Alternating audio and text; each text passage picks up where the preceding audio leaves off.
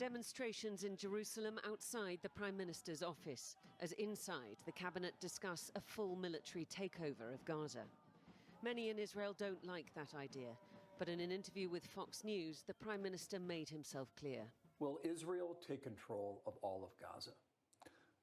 We intend to, in order to assure our security, remove Hamas there, enable the population to be free of Gaza, and to pass it to civilian governance. That is not Hamas and not anyone advocating the destruction of Israel. Earlier, families and supporters of the Israeli hostages threw yellow swimming rings into the sea off the coast of Gaza to symbolize rescue, a last-ditch effort to stop the government in its tracks. Netanyahu's government is doing nothing to rescue them. I hope, I pray that it won't go through. We need, first of all, a deal for all the hostages. Afterwards, you would be able to do whatever you need to do. We have the power to do that. We can do that. But first of all, we need to bring all the hostages alive and not alive home. But risking the hostages' lives is a gamble Israel's leader seems prepared to take. On day 671 of this war, promising to double down on what's left of Gaza rather than push for a deal. And there is precious little left. Gaza from above is a hellscape. The UN says 78% of all structures have been damaged or destroyed. No schools, no farmland, no nothing. For more than 2 million people, their homeland in ruins. Living in tents or on the street, squeezed up against the sea, endlessly displaced, their brothers and sons killed as they hunt for supplies, a people facing famine and forced starvation. Fadia al-Najjar's son was one of more than 1,500 killed as he tried to get food for his family. As long as they continue to kill us, then we know that this is a conspiracy against us. So Israel's security cabinet was a long time in deliberation, 10 hours, but they have decided to go ahead with Benjamin Netanyahu's plan to take full security control of the Gaza Strip, starting with an operation to take over Gaza City, which is, of course, the main city in the Strip and where there are about 800,000 Palestinians. The plan is to push them south towards Al-Mawasi, where we already see a huge mass of Gazans pushed up against the sea, a lot of them living in tents and other kinds of shelters. I'll just read you through the 5 principles that the Security Cabinet have adopted. The disarming of Hamas, number 1, the return of all the hostages, living and deceased, number 2, there are thought to be 20 remaining hostages, the demilitarization of the Gaza Strip, Israeli security control in the Gaza Strip, and the establishment of an alternative civil administration that is neither Hamas nor the Palestinian Authority. Now, in an interview with Fox News just before the cabinet sat down, Benjamin Netanyahu said rather vaguely that he hoped that Arab forces would control the Strip at the future. He didn't have any intention of keeping it or governing it.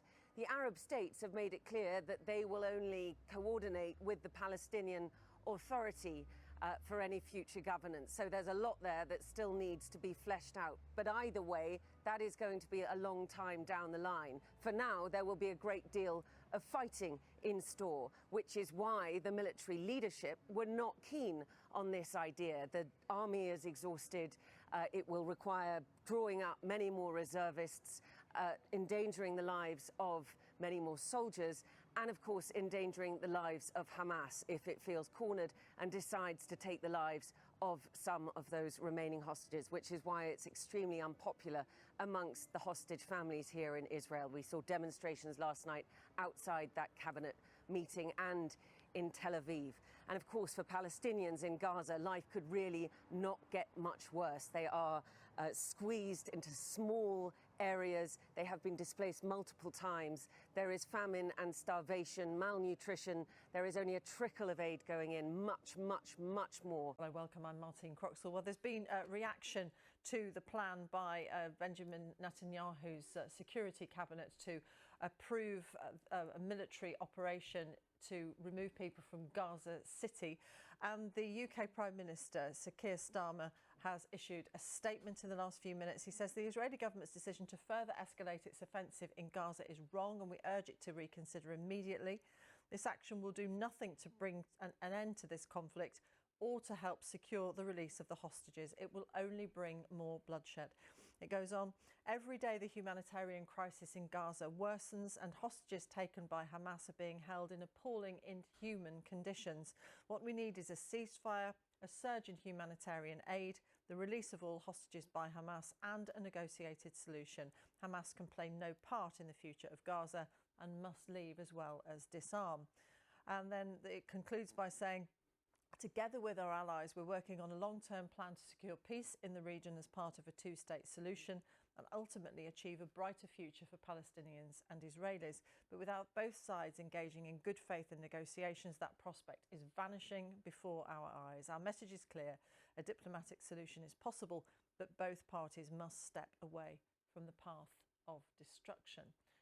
Well, that statement is in response to Benjamin Netanyahu's plan for a full-scale occupation of Gaza City, including the disarmament of Hamas and the return of all hostages, as well as the relocation of 1 million of Gaza City's residents further south. Well, as his cabinet met to discuss the plans, the Israeli authorities used water cannon on protesters calling for an end to the war, including from the families of hostages still being held by Hamas. Meanwhile, Israel's military chief has warned against the widening of the war, saying that troops could get trapped in the territory and the remaining hostages could be harmed. The UN called any possible expansion of Israel's operations deeply alarming.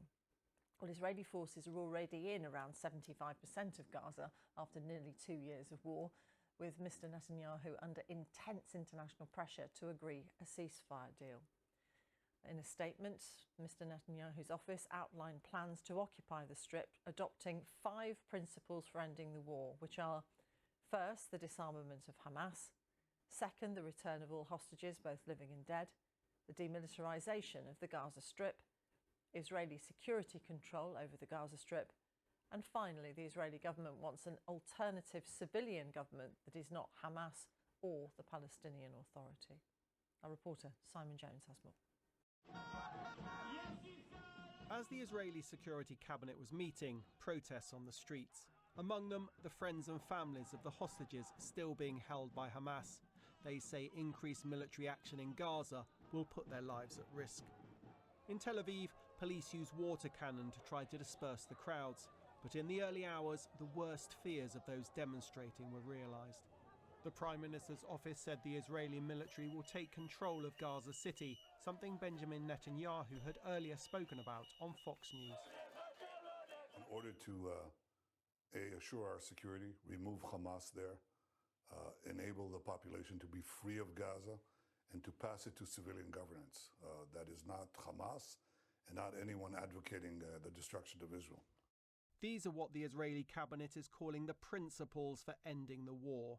The disarmament of Hamas, the return of all hostages, both living and dead, the demilitarisation of the Gaza Strip, Israeli security control over the Gaza Strip, and the existence of an alternative civilian government that is not Hamas or the Palestinian Authority.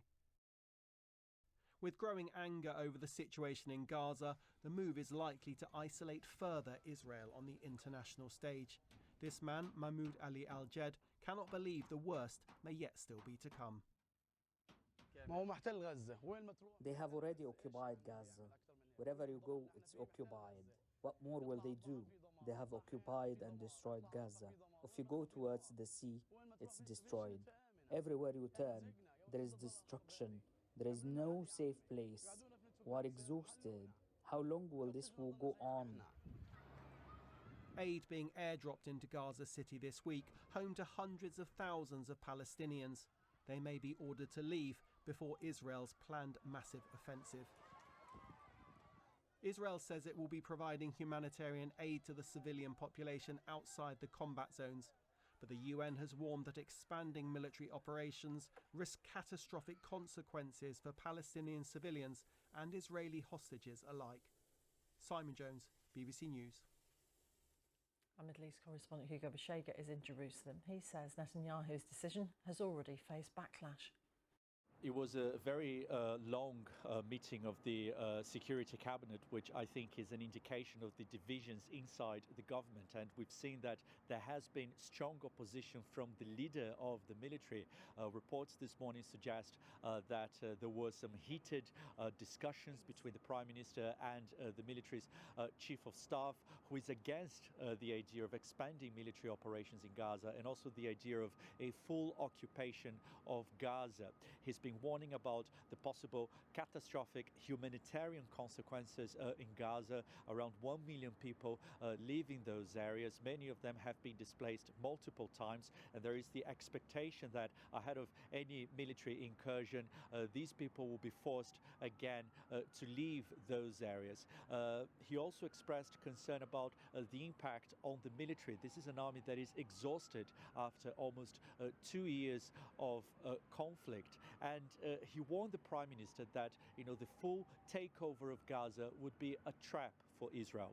And this is very much the position of the families of the hostages who remain in captivity in Gaza. They say that military pressure hasn't really worked, that this is a failed strategy, and they've been urging the Prime Minister to strike a deal with Hamas for the hostages to be freed. 20 hostages are believed to remain alive in Gaza, and they are believed to be held in those areas where the military doesn't have a significant presence. And yesterday, I thought it was interesting that there was a report by an Israeli newspaper saying that the internal assessment is that most, if not all, hostages will die in any expansion of military activity, either killed by their captors or accidentally by Israeli forces. So this is very much the position of the families of the hostages who are against any kind of expanded military offensive.